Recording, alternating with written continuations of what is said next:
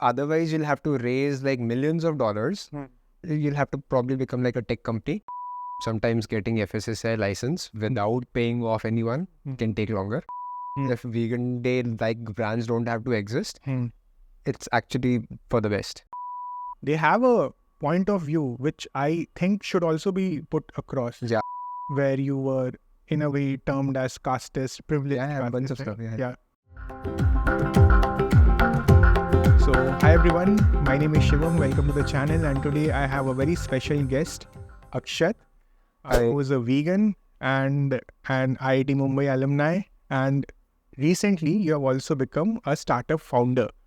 Right? That's correct. And you have a brand called The Vegan Day, which of course we'll talk about. So, very excited to have you, Akshat. Thank you so much for having this discussion. And thank you for making time to be here. Yeah. So, Akshat, first and foremost, tell us a bit about your vegan journey. Like, how long have you been a vegan and what Sure. go vegan? Yeah, sure. No, I think it's pretty interesting because the first time I heard the word vegan was back in 2014. I was in New York for some work, and I had gone to a restaurant called I forgot the name, but it was a Korean vegan restaurant. At that time, I thought vegan is just a different word for vegetarian outside of India. So I had the entire experience. I thought, vegetarian, right? So I came back. I did not realize what it was. Then I think 4 or 5 years passed by. Still no idea what veganism is. Then I think right around COVID, when COVID hit and we had more time and I don't know, something happened in India where a lot of people got the awareness, got exposed to some videos of, what's happening behind the doors. And being born and brought up in a Jain family, I was vegetarian to start with. I thought I was a animal lover, but by then, I think before that time, I was more of a dog lover. So when that awareness had hit, then I didn't have any other option but to face it. So for me, I think it took me a couple of months to become vegan. So around mid 2020 is when I became vegan. So 2014 is a long time, and then probably for the next 4 or 5 years, you never heard of the term vegan, right? Correct. Because people like you were not there, is it? Yeah. So that is the importance of social media, because it helps with the message, and I think it's happening at a decent pace. And I agree with this that something happened around the time of COVID. Even Voice for Vegan started around the time of COVID. I don't know why, but for some reason, there has been a growth of awareness on social media, especially in the last 3 years or so in India as well. Correct. So there has been surge of vegans. Correct. And the other interesting thing that had happened that time was, though I became vegan in a short span of time, the first thing that most vegans go through, in my experience, is they want the world to be vegan tomorrow. Right? So my first struggle started at my home.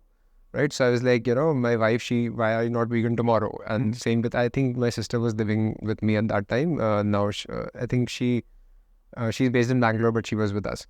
So the same with both of them. And then I realized that the basic psychology is that if you push anyone too hard or in the wrong way, then even if they, if they are in alignment with the underlying cause and the logic and rationality, because if they feel cornered or if they feel pushed, they go the other way. So that was a lesson. But over time, thankfully, I learned that sooner than later without pushing them too much. So over time, after a year or so, my sister became vegan, and then my wife is almost vegan now. She had kept a condition that, I don't like, I need my coffee.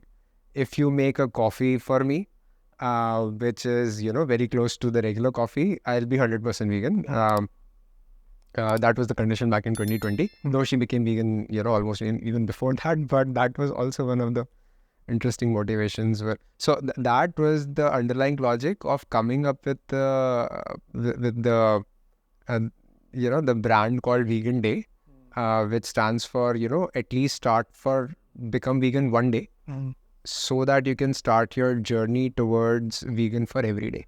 And respecting that, not all may have the same conditions or the same, comforts to become vegan the next day. So you just respect that journey as long as people recognize that, going in that direction is right, half the work is done. And then, help them with one step at a time. That's interesting, actually. So you think that as long as people are going towards veganism, your brand, or in a way, like your thought process is to provide them with the stepping stone to that place. Correct. And that does not come from what's the best case scenario. Like the best case scenario is all humans become vegan now, right? It comes from, how regular human psychology, or at least my understanding of general human psychology is. And it's like, let's take another example, right? Like people decide that they don't want to be angry, but because of conditioning, because in spirituality we call it karma, because of many reasons, they can't go from being angry all the time to never being angry. They have to work on it, and dire, they reduce the amount of anger. They are more thoughtful every time they do it. They come up with small penalties. This is an example. And then over time, they'll probably reduce it to a particular extent. So I'll just apply that analogy here as well, where because of a lot of things from your past, conditioning, as well as your habits, as well as your constraints, you are at a particular level. Now, expecting you to become this or take a huge step jump the next day that's why it doesn't work for most people in one go. Yes, there are probably 1 or 2% of very few people who can become overnight, and it's great for them that they took that plunge and they did a lot of hard work, but it's not always easy for everyone. So just recognizing that is, and then respecting that human tendency without being personal for anyone, and then allowing them their own time was what I thought was reasonable, like reasonably vegan or reasonable vegan expectation. And that's how this concept was born. So yeah, if you can become vegan every day the next day, great. If you can't, then you have a journey. But the other idea was, if there are X number of vegans in India or the world today, let's focus more on India. There may be 100x or even more number of people, because we have ahimsa rooted in our culture still to some extent. Yes, some of our behaviors are not in line with ahimsa, but largely due to, again, conditioning and marketing and what we are, a lot of companies know what to trigger in us to get to do, let's say, eat meat and all of that. But even if a non-veg person would see an animal suffering on the road, for us to say that, he would not feel any, compassion would also be wrong, right? So, a lot of this is my hypothesis and belief system, but a lot of people in India, I believe, have the inherent compassion, which is why, veg and non-veg have also coexisted for a long time. That, if that a lot of them, or 100x or more as compared to vegans, are there who would appreciate the fact that not hurting others, if possible, is a good thing to do. Now, once you're there, and what if then we make it easier for them, right? 1 day at a time. So their journey, 2, the taste needs to match, 3, the pricing needs to come down over time, all of that. So that probably took me long to answer that, but that was covering a lot of bases in one go. Yeah. And I, as an activist, when I talk to people, I say that going vegan can be broken down in 2 components. One is why vegan, and then there is the how vegan. And if you focus only on the how vegan, then that most probably will remain a journey, or people will be more on a plant-based diet, but there's a very high chance that they will come back to their old ways of working. And that's why vegan is more important, because think from the victim's perspective, why you are. Once the why is figured, then the how will be figured. Right? Yes. And again, under that how part only is where a lot of entrepreneurs like yourself are working to make things easier for people, because not everyone will care about the why part of it. Right? After a certain point, it will become stigma to even consume. Even if person is not aligned on why vegan, it will become a stigma to consume animal flesh or animal derived products. Like how we like someone was telling me the other day, like how we think of child labor nowadays. Like it was very acceptable to see child laborers probably 2 decades back. Like chote chai ki tapri mein we would find children serving. Now it has become a stigma, irrespective of the philosophical position one has on the topic. But it's so that will also help if we have more and more alternatives, right? Correct. While of course the ideal scenario is that why vegan should be enough and people should go vegan, the whole country or the whole world should. Yeah, I agree. If we don't have to exist, like if vegan day like brands don't have to exist, it's actually for the best, which means that I can go back in finance world and do my thing. But right, like that's the best case scenario, right? Like I personally believe that a lot of people who start vegan businesses, they become vegan themselves. Then they try and figure out how do I contribute to this cause, even though it's very tough. And given the market is really small right now, it's growing thankfully.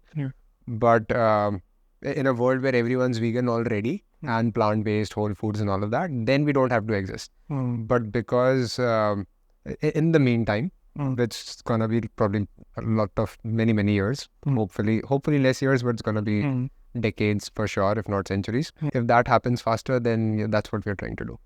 Nice. So tell us about Vegan Day. You told me like how this concept came in your mind. Yes. So tell us about the brand, like how does it operate and what all do you do? Sure.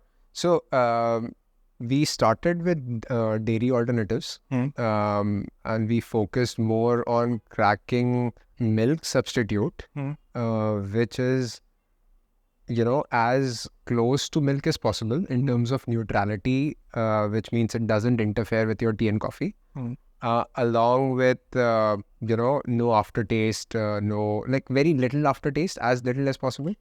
So that was our goal. Now, there were lots of options. We tried oats and we tried different, but then I think we settled down. My teammate Prakhar, he's done like hundreds of experiments with like different, it took him a couple of years to get that right. And then we came up with our almond and cashew milk, for which we are kind of sampling it right now as you tried yourself. And then yeah, so I think that's on the milk part. You started Vegan Day 1 year back. So the company was founded a couple of years back. Okay. But for initial 1 year or so, the focus was more on figuring out the right business model or figuring out the right partners for third-party production, getting the branding right and all of that. So it was deliberately a bit slow. Sometimes getting FSSAI license without paying off anyone can take longer. Okay. You get it, but it's gonna take longer.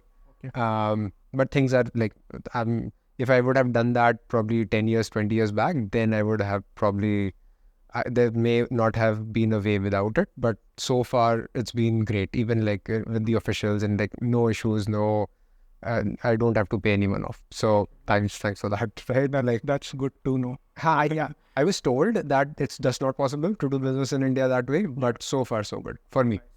My personal experience. So when you were doing this, yes, of course, while you said you were trying to crack the product, so essentially trying to find the perfect taste alternative, without the aftertaste as well. So I'm sure that you would have done market research with the existing brands, and there are many of them in this space now. Correct. So you felt that what they are serving today, there is a gap which can still be addressed. So as of today, there are more options. But so I'll cover back then and now as well, right? So there were 2 issues back then, and out of them, one still exists. So one was at that time, the taste aspect wasn't really cracked for, right? And taste is not just taste, it's, back of the throat feeling. It's, it's the roll of the tongue that, the first, the middle part of the tongue and then, the back part of the tongue, some technical stuff. Interesting, yeah. Right. So now you have to optimize for all 3. The texture, does it feel creamy enough, the creaminess of it, right? So you have to crack all of that. So I think when I became vegan in 2020, I tried and wasn't super happy with the alternatives. And though, like I personally, I'm not a foodie. So that's why, but you know, I think the taste part was one. Like we weren't very happy with the alternatives there. The second part was that there were still some which came close, but they were imported. And as soon as you import, your duties start from 30% of more. So while your cost of production is high because it's outside, and then duties come in. So by default, like they can't offer that to you below a particular price without making losses themselves. So yes, it's great solution for 0.1% of the people. And they can be good businesses as well. But how would you, but the reason, for example, for me, the reason I went in this direction was it's going to be binary. Either I'm going to make, a big impact with the efforts or not, right? So it's not going to be, let's come up with a small business serving small number of people and it's sustainable. I would, because then, if you're putting all this effort, time, energy, then might as well aim for the stars, which means that impact as many animals' lives as possible and as many humans' lives as possible. Those are the two issues that we faced. So now there are lots of alternatives. They are creamy and they've solved for a lot of taste-related things. But still, the cost of production is a bit high for the ones that are doing, the ones that with the best taste in the market are generally imported either from Singapore or Italy or somewhere. And the other ones are also in the same range, which is like 250 or up. So 250 for rupees 250 for 1 liter for which source, like oat milk or cashew? I think almost all of them are in the soya milks are cheaper, except for soya milk, correct? But again, the taste thing is generally if you it's like acquired taste. Once you acquire it, it's fine. But the number of people who would have to put in the effort to acquire that taste and correct. So ultimate aim is to not. So soy has existed for like 20 odd years, right? So. But again, the soy market, in my experience, has been largely limited by, doctors saying that you cannot have dairy. This is the best alternative, which has the same amount of protein. And then a small percent of population has been around. So that's nothing new. Yahan pe we have a lot of people who now are aware, who want to switch. If you give them good taste and at a reasonable price, that's our belief system that they would at least try for one day. So nice. Even with that thought process, right? And again, I'm saying this as an educator when I go out mostly on street. Yeah. I have one Instagram video which has over 100k views where I'm specifically saying this, that veganism is not equal to almond milk, avocados and soya milk. The reason I'm saying this is because of the problem that you talked about, right? So as an activist, I never talk about the alternatives. If someone asks me what about milk, I'll not talk about the taste replacement of milk. I'll talk about the nutritional replacement of milk. That is largely protein and calcium, and that we can get from traditional Indian plant-based diet. We don't need a milk for that, right? The reason I'm bringing this up is because despite your best effort or industry's best effort, the cheapest that we have on market, even if we take soya milk, that is like 150 rupees, or there's one Bangalore-based brand who serves, I think, oat and cashew milk. That is also around 150 rupees, right? Yeah. And I think your cashew milk, your products are also on the lower side in the plant-based spectrum. Correct. But still, it is at almost 3x premium than the traditional dairy brands, right? So that how do you bridge that gap? Like earlier you talked about 0.1% when it's coming imported from outside, right? Correct. But even if you're making it in India, it's still less than 1%. It's still less than 1%, and it's catering to the elite. And in my opinion, that is hampering the animal rights movement when I'm differentiating between consumerism and the animal rights movement, the social justice movement, in the sense that it is perceived as an elite diet, right? Correct. Well, it's a very common thing. Vegans means कि almond milk ही P रहे 300 रुपए और avocados खा रहे. So how do you combat that? Correct. No, so I'll cover this in 2 points. First, why do people, like when you're on the street, why do people bring up milk all the time? Yeah. So my philosophy or my understanding is that different, I think in our lifestyle, we are addicted to a bunch of things in reality. We don't think of the word addiction there, but we are. For example, you need coffee before you start. That's an caffeine addiction. So similarly, and for a lot of people, so let's take an example of a tobacco or cigarette pack, right? It's written in front of the pack that you're going to die. But something in them forces them to take it, even though they have a family, and it's mostly generally the laborers or poor people who then get cancer and then their entire family suffers. They have taken resolutions a number of times that they won't do it, but that's this level of addiction. Similarly, like milk's taste is addictive in some way. Like of course, it's not the same level of alcohol, I'm not comparing, but there's some level of addiction, which is why it is one of the top concerns for people, which is why they bring it up. Now, you can logically argue and say that, nutritionally, you get, like, ultimately, your body cares about protein, carbohydrates, and they'll listen and they'll agree. But again, something in them will force them again, right? So, and that's the battle we are fighting. So that's number one. Like, it's not, it's more complicated than it seems. Secondly, in terms of pricing, I would say that there's always a process, right? Like, you start with something that's sustainable. Otherwise, you'll have to raise like millions of dollars. You'll have to probably become like a tech company where you spend millions of dollars and then acquire customers and then think about monetization later. Now, it happens in the tech world, but it's super difficult in the non-tech world, right? Where how would you convince an investor that give me $10 million, I'm going to take 50% loss on every sale. And once I've spent your, 80 to 100 crores, then we'll see that can we, at that scale, whether so that's also not tough, right? Not that easy, which means that you start with like, how can you reduce, what's the minimum price at which you can sell sustainably given the limited demand? So it becomes a chicken and egg. Right? Like, as the demand increases, the supply would increase, and with economies of scale, your price will also decrease. So that is one angle. And the other angle is, do you have a technological breakthrough where can you do everything in India, so nothing gets imported, so you remove all those duties? Can you figure out a process where, even if the volumes are not comparable to dairy anywhere, but still, how can we go from, let's say, 175 per liter now towards close to 125 per liter at decent scale? Because when that happens, then the idea is that suddenly then we start competing with premium dairy, which is your, Shardas of the built, A2, Pride of Cows, and many more good brands. And when you say good in terms of how they have market.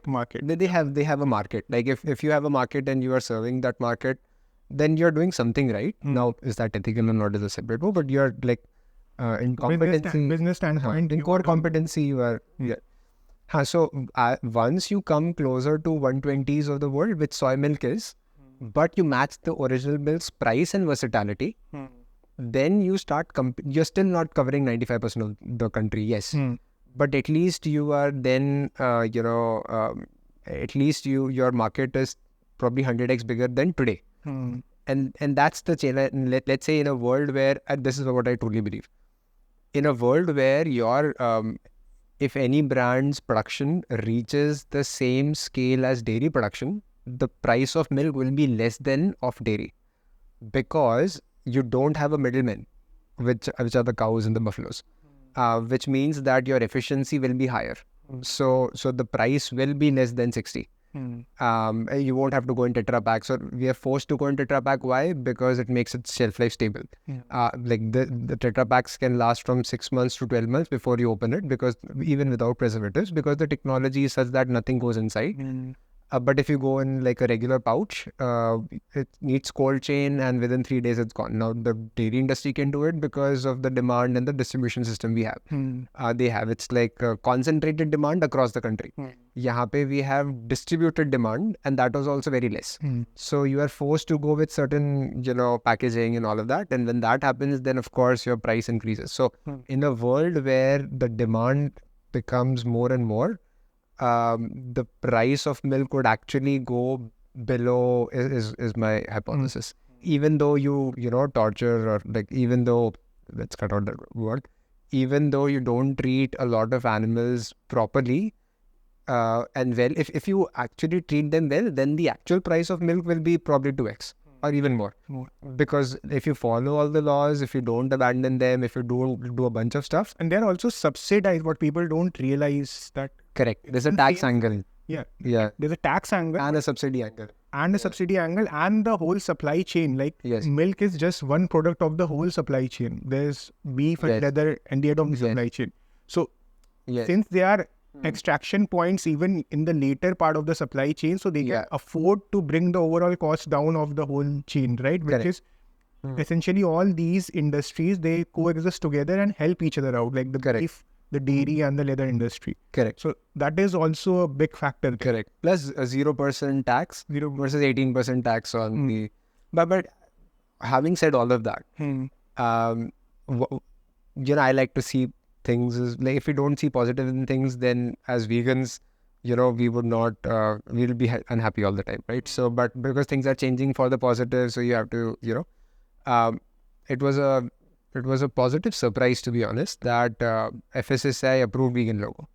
Even though the demand is still, not enough as compared to the population of the country. True. Which means that someone there is also foreseeing this to increase. So that's a positive. Right now the tax is 18%, but fingers crossed, hopefully it goes down. And you talked about investors. So like, have you raised any money from investors so far, or you are self-funded? So far we are self-funded. We'll likely take some from friends and family. And then we'll figure, I think once we know the actual customer acquisition cost, which is very closely linked with the quality of the product, especially in today's times. So, for example, if people really like it, then they want their other vegan friends to also try it. So, if that happens, if the product is good, then of course the customer acquisition cost would be low. If the customer acquisition cost is low, then your margins, even if your margins are not that high, then very soon, so I'll probably explain like a business concept for the viewers. Something I learned in my venture capital days. There are two concepts. One is customer acquisition cost and one is lifetime value of a customer. And you compare the two in a direct to consumer business to see, how profitable it can become, it is, or it can become in the future. So let's say if you acquire a customer at 1,000 rupees, any industry, not just like food, any industry. Now, and let's say you sell something which they don't buy once in 10 years, they buy, once a month, hypothetically, right? Every time they buy your stuff, let's say it's $400 and your margin is 100 rupees. So they purchase for 100 rupees is your profit. So after 10 months, that 100 would become 1,000. So you have recovered your customer acquisition cost after 10 months, right? Now, if your customer then sticks for, let's say, 4 years, then 48 months minus 10 months, 38 months into 100, 3,800 is your lifetime value for that customer. From that customer. But initially, you had to spend, 1,000 upfront. So that is something you are burning, and that is where the investor's money comes. Correct. So investor needs to, or anyone investing money, they need to be convinced that your lifetime value will be much more than what you are spending now. Essentially, they will get that value in like whatever they're investing. They are seeing their... If the company values grows, then their value will also grow. Return on investment, basically, at the end of the day, how much they are making. Correct. So that's the... So far, it's self-funded. We'll probably do friends and family. Once we ourselves have a better handle on how the customer acquisition cost and LTV calculations are, only then we'll probably take external capital. We don't want to be in a state where you raise too much capital upfront and then figuring out. And then that's okay. That's okay for a company. What's not okay is then you get into the pressure and you have to take a lot of decisions which may not be good in the short term or in the long term for the company. For example, what if, let's say you are an entrepreneur, you started something. I've invested $1 million or whatever in your company. And then some time has passed and you are very close to the answer, but you haven't really figured out. But then because I've given you the capital and I am responsible to my own limited partners, it's not all my money. So venture capital raises money from limited partners. So even I have some fiduciary responsibility towards them. So I'll start pressurizing you, or, let's like a softer word, but I'll start, let's go with that word. I'll start pressurizing you that, do something about it. So essentially that accountability comes in at every level, because everyone, kahin se to paisa aa raha hai, so everyone is asking the other person, where have you invested? Correct. And the accountability is a good word. If the investor was already aligned that, it may take some more time for you to figure out. But if that's not the case, then it probably, if that alignment of vision is not there, it can be a bit problematic. So then what if I force you that, okay, you're not being able to grow the customers, then increase your product line so that you can drive more value from the same customers. And maybe, what if I say, okay, you are not in cold chain yet, but go in cold chain because there's more demand of curd or all of that. But that also comes with a lot of logistical headaches, right? So it's interesting. So many variables there. Essentially, you want to figure things out, at least the vision part of it. Maybe the execution part will, of course, change with time. That's a bet an investor would take. That is are the founders good enough for them to navigate in this difficult world? Now, because you're talking business, one interesting thing is food, I believe, is one of the toughest categories, especially in India. Why? Because you don't enjoy the margins of, let's say phones. You don't enjoy the margins of electronic goods. Like other stuff, a lot of other stuff. So it's one of the lowest margin industry. And there is no, there's no patent, right? So, which means it's very competitive as well. What that means, plus, food is generally tough in India. Then you have like very small market, which is right now veganism. So it makes it even tougher. But thankfully, it's increasing, and fingers crossed.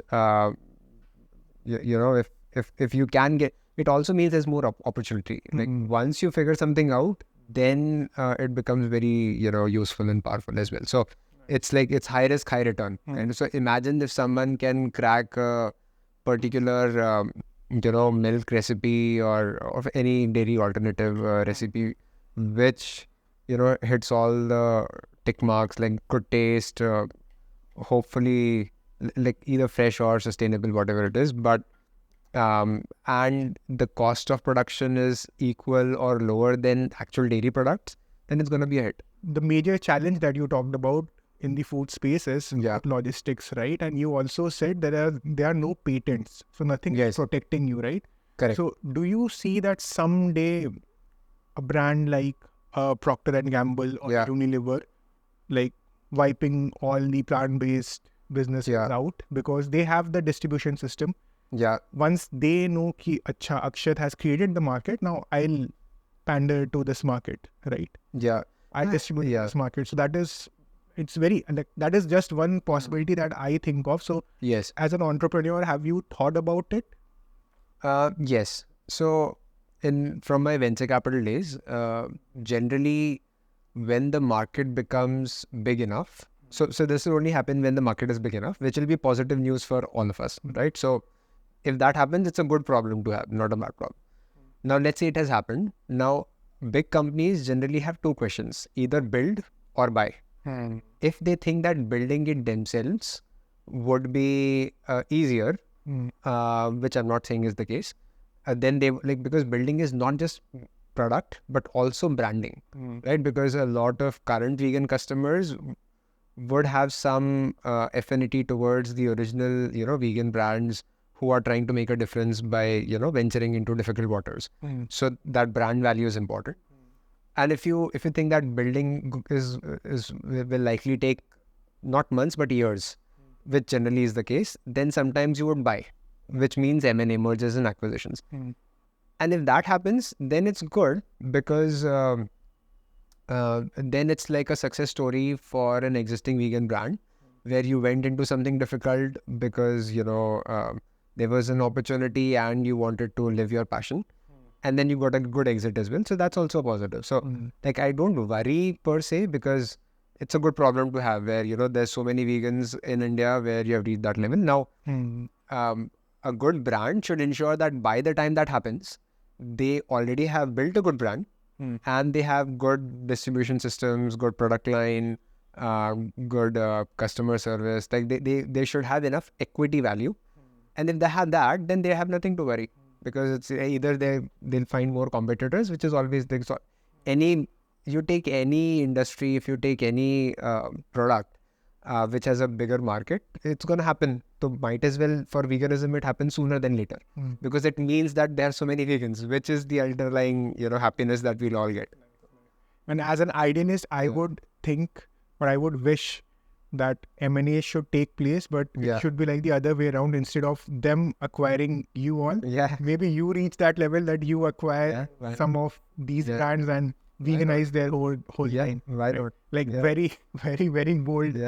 Probably you're laughing in your head as an entrepreneur, but no, not really. As an idealist, that is what I would prefer. You hear stories, right, where some dairy plants in Europe or US are shutting down. Right, so let's say if someone's about to shut down, and then either they have two options: getting shut down or getting bought at a discount by a vegan brand. Something's better than nothing, so that's very much possible. So today, if a vegan brand in the US would have acquired that dairy plant being shut down at a discount, that is literally the M&A that you're talking about. It doesn't have to be at a premium. What you are saying is very much possible, at least at a discount. Maybe premium can also happen. So it's not nice. So tell us about your life after you graduated. You graduated in which year? So I went into IIT Bombay in 2007. I graduated in 2012. It was a 5-year dual degree course, BTech and MTech. BTech and MTech. Okay. So tell us about your journey from 2012 leading up to vegan day. Sure. So very less awareness back then, and I wish I was more aware at that time. And now that people like you are here, so and the entire vegan community who's putting efforts in this cause. So I started with investment banking in 2012. I spent 3 years there. I was in Bombay in a company called Credit Suisse. Generally people do engineering to figure out what they want to do in life. Then some of them go in consulting, some of them go in finance, some of them go to do further studies. And that's where you actually figure out what because it's again other type of lack of awareness, which is also pretty big. So before you continue, just for some of our viewers who are watching it from outside of India, I'll just explain them that it's very common in India that people from engineering background right out of college are placed in financial institutions and companies, because it's a very common trend in India. Because like what we learned there was primarily analytical and problem solving skills. And then you apply it in different spheres of the society or companies or brands, and that's why they hire you. So I had to learn banking from scratch in my first 6 months at the company. So having spent close to 3 years, slightly less than 3 years, then I joined a venture capital firm. It's called Guild Capital. Back then, it was primarily based in the US. It only had one portfolio company in India.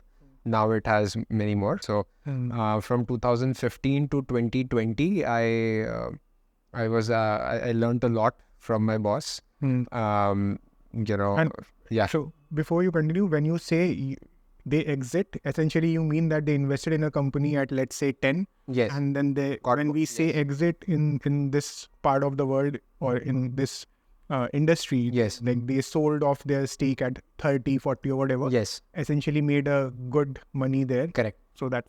they had good exits. The companies they invested in got acquired. So they're doing well, which is always good to know. Because I was the third employee in India. So, still pretty close to my heart. And so when I joined in 2015, there was no Bombay office. So I had helped set up their Bombay office in 2016. By 2020, I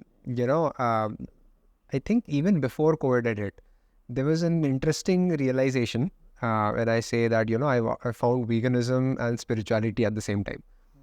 Where I didn't know why that idea came in or how that manifested. But it was like, maybe I was too close to my boss at that time. And I had seen like once you make $100 million or $500 million, then like there's no end to it, right? Like if you have $1 million, then you would want 10 million. And once you have 10 million, you'll get used to it pretty quickly. Then you want more. So there's always a different type of addiction. We call it parigraha in spirituality. But that addiction is never ending. And I could see that, right? Like, if I am on the similar journey by staying in venture capital, then, after 10 years or 20 years, and I thought, there must be something else. And on the other side of the spectrum was, so the first part was, you keep desiring more. Yeah. You get it. Then you get bored of it and you want even more. In any type of desire you want. It can be, any type of material desire that you can imagine. So that is also one of the criticisms of capitalism in general, that you tend to become greedy, and there's a whole lot of divide in general, like who is against the capitalism model of society, right? And venture capital, like I would say again, on that side note, it just so happens that in today's time, slightly spiritual statement, in today's time, most souls that are there are driven by capital, which is why capitalism today is working. If tomorrow, let's say some software setting of all these souls have happened, and they're not driven by capitalism, it will go like that. So it's working because, it's not working in thin air. It's not working because 10 people at the top decided it. It's working because a normal person on the street is driven by capital, which is why, and when I say capital, it's like I'm not endorsing capitalism versus socialism versus communism. That's a different war altogether. And there's always like a mix of two. But yeah, I think maybe something like that had happened with me, was like, if I continue on this path, yes, I can see making a lot of money, but then it's not going to end ever. So let me explore what's the other side. If I'm working or I'm putting efforts where I want to help others in any way, then maybe that's not addictive. Or even if that is addictive, it's a positive type of an addiction and not a negative type of addiction. So let me explore that, because I have the degree. I have the, skill set. I have the resume. I can always go back to the other world. So if I won't try, then who would try? So might as well. So that was the original thought. It was before I became vegan, right? So it was early 2020 or late 2019. Even my boss was baffled when, I didn't discuss in this much detail with him. But he was like, watch this now and he's like, get your perspective. Yeah, he had made me a partner for the Indian entity. Okay. It was like the partnership was more in terms of trust, because you need an Indian partner in order to set up the entity. Designation wise, I was VP. So he was like, you're making so much money. You're about to make 10x that amount very soon. Then like, what are you doing? Right. So I was like, I think something in me wants me to try. And if it doesn't, I'll come back. He's like, yeah, like you can always come back because I'll find something for you. So that was my personal, so still before veganism. Then I think after COVID, then I thought, once I became vegan, I tried vegan products. And then had that experience at home where, you press too hard and it doesn't work. And I think now people, thanks to, people like you and some others as well, who are doing great work in training the vegan activist on how to not come across as, not to push people away. But I think that time, I didn't see a lot of that awareness as well. So then the idea of Vegan Day was born, where, of course, there's a direct help to animals. If Vegan Day becomes successful, or if a lot of dairy gets replaced, then of course there's a direct benefit to animals. But again, from a spirituality side, there's a lot of benefit to humans as well, which a lot of humans may not realize. But like the day you decide, or the day anyone decides that I want to be vegan, because of the underlying compassion that because of me, I don't want to hurt. But that's also a hidden agenda, where how it helps animals today, but it helps humans tomorrow, not only with respect to their health, which is now there are more and more studies coming on why plant-based diets is really good for reversing a lot of chronic medication, but also, spiritually. But that's my... No, I can totally relate to that. Like a lot of times people ask me that, how have you changed after becoming a vegan, right? What impact you had? So health-wise, I tell them that I didn't have much impact, because I was always living on the healthy side. I always conscious of what I'm consuming in terms of the macro and the micronutrients. on this, and then people ask me, have you become calmer or anything? So I tell them there is a correlation, maybe not a causation. And that is because I've started exercising more and more empathy. Because to become a vegan, ultimately, if I'm thinking from a justice framework, I'm thinking from the victim's perspective. Right? And to do that, I have to be in their shoes to think from that perspective, right? That is empathy. So, of course, once you have that, you can't be selective to animals and not to humans, right? Ideally, that should not happen. And absolutely. It's like one example I give to people is, if you see a person who, let's say, who can't see, if you see a human who can't see, would you be angry at them that why can you not see?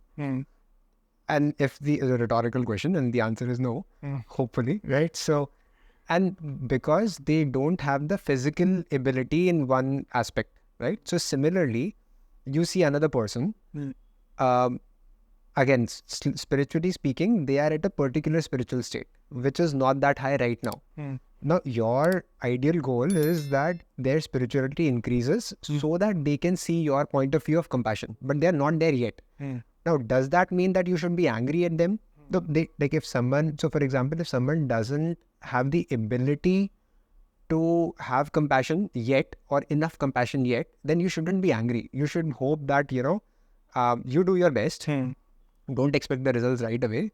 Hope that you have sown a seed, and maybe after some time, that person starts thinking more clearly. So what we apply towards physical state of things, we should also apply, but on the emotional state of things or spiritual state of things. But generally what happens is, we assume that if we can do it overnight, or if we can feel a particular level of compassion, everyone else should as well. And that's I think the seed, or that's the foundation of the conflict. Which is where you start, arguing and then pushing them even away. Like, if they were spiritually higher, you probably didn't have to have that discussion. Now they are, what if they were close? And, you're nice, your empathy towards humans, because they're also like, you can't be selective, like you said, right? In terms of compassion towards, I'm compassionate towards animals, but I hope humans die. You can't, right? So something's wrong. There are some people who do hold that view, by the way. So I hope that their spirituality grows, where they stop looking that, because they also realize that, it's a process for everyone. So I think that's the core of Vegan Day, right? It's a process, and respect the process. And also, you talked about that conflict, that why some vegans want the other person to switch immediately.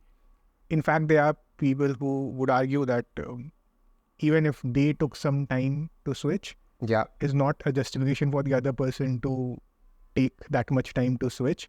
Yes. And the logic behind that argument, and I'll now speak as an activist, is in the analogy that you gave, that if someone is blind and then will not be angry at them, and likewise, if someone is not at that level of understanding that why they should not harm animals, that is also like some deficiency in them, and we should not be angry at them for that, right? Is that what you are saying? Not angry. It doesn't mean we'll stop our work. So the thing is here that in this example, there's a victim involved, like their action, or rather their ability or their deficiency to not see the victim's perspective is resulting into injustice. So on one side, there is spirituality, and that's why I always have this conflict, because I recently made a video on Acharya Prashantji's video reacting to this. That I don't have any thing against what he said or what you said. I think they are very much in line. When we see a justice coming into the picture, and that's where spirituality and justice, then like this form of advocacy, like that can be under scrutiny. For example, if let's say we are in some sort of trouble, and we would not want people to advocate for us by telling the oppressor that you stop oppressing because you will grow as a spiritual person. We'll want that thing to stop because it is wrong. So I think, of course, there's that philosophical difference, and that needs to be navigated. Even I think Acharya Prashantji is doing it in a wonderful way, where he talks about spirituality, and then he bring people within veganism, right? So he's doing it in a great way. Like that's working for him. So of course, we can all learn from that school of thought as well.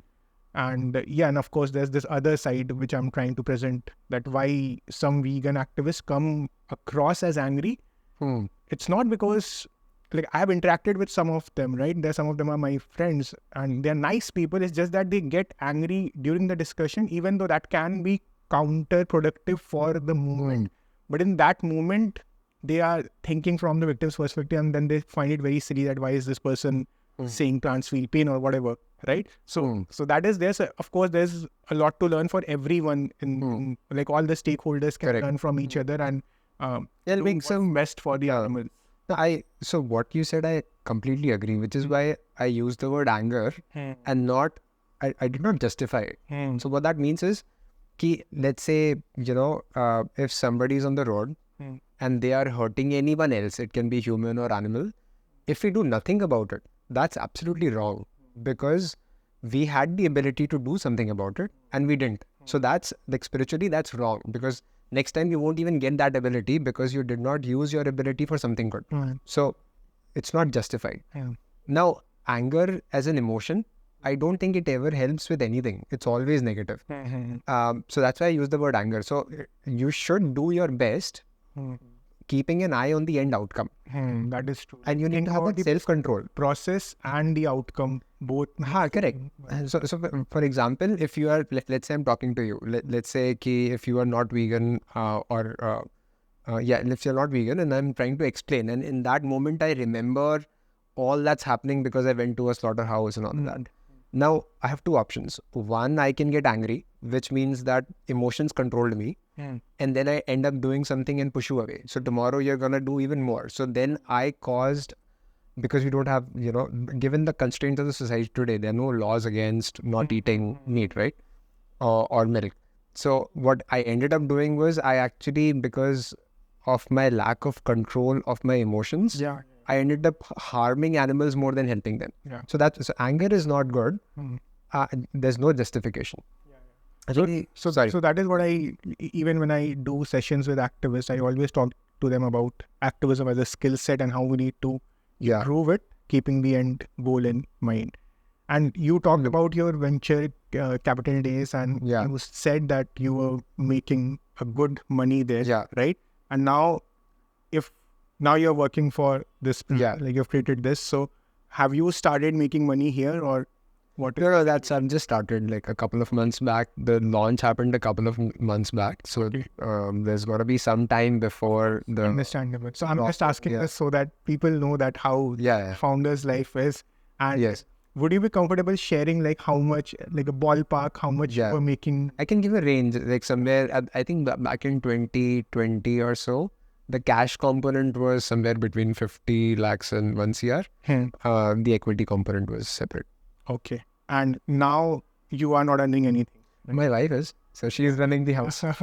Okay. So so that always helps when you have a supporting partner. Yes. And just you would have given it some thought. I know that you have a bigger purpose, but still on the financial aspects of things, you would have thought about that, okay, I'll take at least this much of time to bring my similar levels of earning here. So have you given some? No, not really, because so we decided that, even if we get a ton of money, let's say hypothetically, would we need more resources than today? And the answer was no. Like, why? Right? Because there's no end to it. Like, should we buy a building?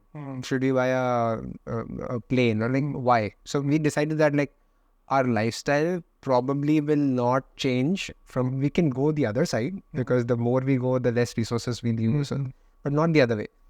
So, but people do that generally once they earn, and that's why you hear stories about millionaires going bankrupt. Like, what's the underlying cause? Because they could not control their desires. So it's good to have that beforehand. Also, right? Nice. Because that was one, and then once we logged that our lifestyle is going to be this or less, then that is more than covered by what my wife makes. So which means that I can do this forever without having to worry. Hopefully, if it succeeds, then, it's even better. But it just gives me a longer runway. I think when your underlying cause is very strong, plus you have the safety net like I did, like the safety net in terms of my experience and background, maybe that's why it became easier for me. Which means that, even if I spend a few years, like if that extra money would have come in, what would I have done? My lifestyle wouldn't have changed. I don't have kids to support, right? So I don't have family issues where I have to keep sending some amount. So I'm very privileged that way. So like, why should I not, like, if I am given that privilege, then I should probably use it for the good cause, was my thinking. So, which is why like a lot of that, what you said didn't come, or I didn't have to. Nice.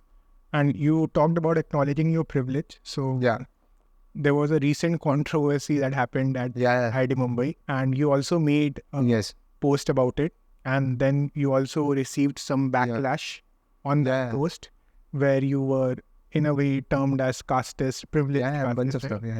Quickly, can you just summarize what happened there? Right? Yeah, sure. And then summarize what you said in the video. Sure. And then the criticism that you faced. Sure, and how I manage that, right? I think so. What has been going on in my college, IIT Bombay, is in a particular hostel, I think hostel 12, there is a controversy with respect to who should sit where when they are eating food. And I think it started with some people saying that I think majority of the members of the mess are non-vegetarian. So can you please reserve some tables for veg-only people to sit so that they can eat at peace? Because they have some medical issues when they smell or see. I think that was the genesis. But then the counter to that was that only someone with a casteist mindset would do it. I think that was the controversy. And then I think I was, I thought it'll be smart, or not smart. I made a video about it anyway because it was a bit close to my heart. Both the college and the cause. Both the college and the cause. One was, why should a college's name be dragged for the wrong reasons? It's a place of respect for, I think, the entire world. So that was one. And of course, the same argument can then be applied for vegans as well in the future. So it is done, by the way, right now. Okay. Got it. As an activist, I know all the spectrum of argument. Is a very common argument from the far left community in India. Okay. Interesting. I think left and right is just like, that's a different discussion. But I try to segregate arguments so that my responses are accordingly depending on who I'm interacting with. That's one thing. So the content I addressed was one on the medical part, where there is a genuine issue if you are exposed to a particular environment and you get nausea or something, then you can't eat, right? Like, and in a world where, let's say, hypothetically on all tables there is someone eating non-veg at that time, then your right to eat has come into question, because where will you eat? You can't take the plate in your room and eat, right? So that is one. It was the video was about looking at different perspectives, which were not being addressed by the mainstream media, which was only focusing on something that gets more TRP or sales, which is casteism. That was one angle, and the other angle was, it's ironic that we are talking about rights and completely ignoring the rights of a silent and a party, which are the voiceless animals. But I kept that at the end, and my ulterior goal was also to like first relate with vegetarians that through the arguments and points of view, and then make them see the animals. So maybe in future, when somebody talks to them about different type of animals where they're not being killed, but they're still going through pain, they'll relate to it. But that's like fingers crossed. And plus those people who were abusing, some of them were not that abusive, but they were calling you casteist. They have a point of view which I think should also be put across, right? So there were essentially, in my opinion, there were three things which happened there. One is the health aspect of things, right? Yes. That there's a person who can't sit within proximity of a certain food. I can relate to that because I was a non-vegetarian. Yes. And once I traveled to China with my school mates for some Olympiad, and even as a non-vegetarian, when I entered their buffet area, Yes. none of us, vegetarians, non-vegetarian, doesn't matter, none of us could stand that smell of the food that was being served there. We went to our room and ate MTR packets. Yeah. Right? So I can understand that someone who is a vegetarian and who's not consumed animal flesh, and that smell can be overpowering for them, right? Yeah. Even there are certain non-vegetarians who don't like the texture and of mushrooms, for example, right? Yeah. So technically they don't have any reason not to consume it, but Correct. they don't like it, like they feel giddy when they consume mushrooms, right? So that is one aspect which needs to be respected, and that's where you talked about right to food, right? Yeah. That can come into question. The second aspect is where the comment section and also the controversy around this is that casteism is something which has existed in India also today, and wherein one of the aspects through which casteism is perpetuated is food politics, where certain food is mapped to certain people within the caste community, right? That this food is for the privileged caste, this food is for the underprivileged caste. So there has been a lot of food politics basis which people have been abused, right? We have heard of some of the documented cases like a Dalit person being beaten up just because they consume ghee. People from privileged caste thought, okay, how can you do this, right? So that is also a very important aspect which needs to be called out, right? Casteism, whenever we see that, needs to be addressed. And so I think that is what people who are talking from that angle, they were focused only on this while completely dismissing the health aspect of it, right? But I'll just say that what you're saying is very relevant. Caste problem has existed for not hundreds of years, but thousands of years. It's a very deep-rooted problem. There's no one should ever trivialize it. But it doesn't mean that here only one viewpoint is the relevant viewpoint. That's what I'm saying. That so there are three issues. So, and one needs to be a critical thinker. Assess the issue for what it is, right? Correct. I'm pretty sure that there could be someone who's a casteist who's using food preferences as a tool to perpetuate casteism. That can happen, but there are also people who are genuinely have health issues or health related problems with certain food, and they don't want to be in the vicinity of its flavor or correct. Because there are lots of, I think somebody wrote in comments as well that in their home, some people are vegetarian, some people are non-vegetarian, and non-vegetarians respect vegetarians and vice versa. And like, if a vegetarian doesn't want to sit at the same table while non-vegetarian food is, there's no issue. So you can't call the people in the same house being casteist against each other. So that's where the nuances come, wherein is the person who's refraining to sit in the same table is doing it because for the food and their personal health issues with the food, or they are doing it because of the discrimination that they have in their heart for the person who's eating the food. Right? So that is what the whole issue is, and there needs to be a nuanced understanding of situation there. And in all of this discussion, and that's why I commented on your post, because you covered the third aspect, which is literally missed out in all of the mainstream discussion. That is the perspective of the animal, who are another victim who's a very important stakeholder, but completely missed out, right? So what about their rights? What about their rights? And the nuance that you said on the second point, I think partially gets covered where less than 10% of the tables or maybe 5% of the tables were reserved. If it were 50-50, then yes, something's gone wrong. Or even if it were in the proportion of the vegetarians and non-vegetarians in the mess, then also it's fair, but it was even less than that. So that is again a separate discussion on what is the perfect the point algorithm to create a reservation. Correct, but it is related somewhere because the reason they took very few tables was to try to avoid this controversy, I think, because it's like these people only less than 5%, only in a corner so that they can eat in peace. Maybe that was the thought process. And yet you say that they should not even have one table, because then the violence in your head is it's okay if they stay hungry, but this should not happen. Now that mindset is like a violent mindset. So exactly. So this is a very nuanced discussion where casteism should be called out for what it is. And at the same time, if there are any health related issues of people who that should be taken into consideration, and then of course the rights of the animals of the animal. That is like a bigger discussion in the context of things, because that is not discussed anywhere in any mainstream media or any political discussion, hopefully in future. So yeah, that was something that I wanted to discuss with you. And what else do you have to say about Vegan Day?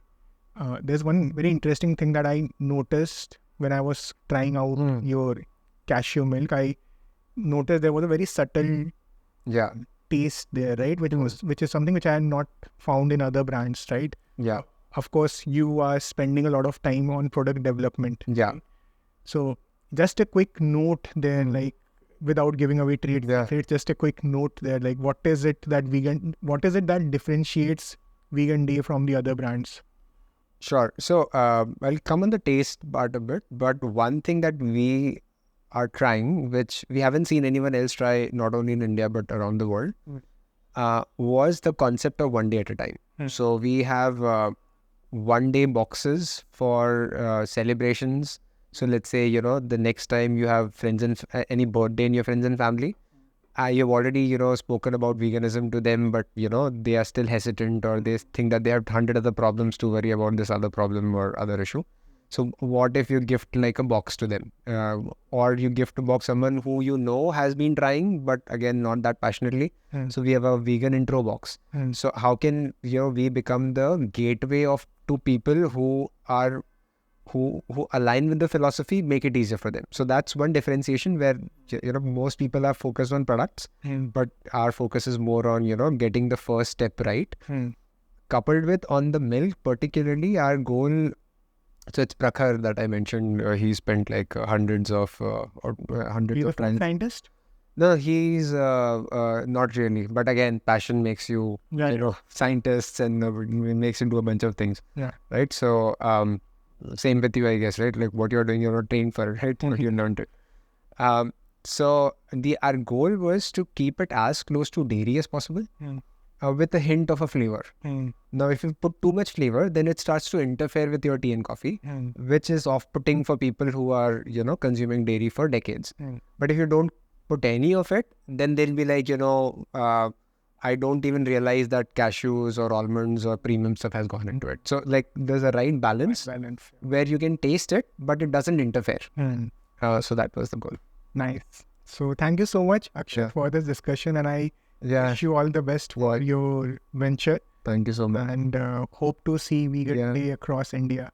Yeah, I hope that, I think we're all activists in some way, right? So businesses would do their part, activists would do their part, educators would do their part. The policymakers will hopefully do their part. The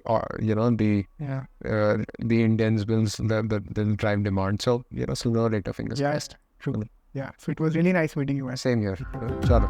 Take care.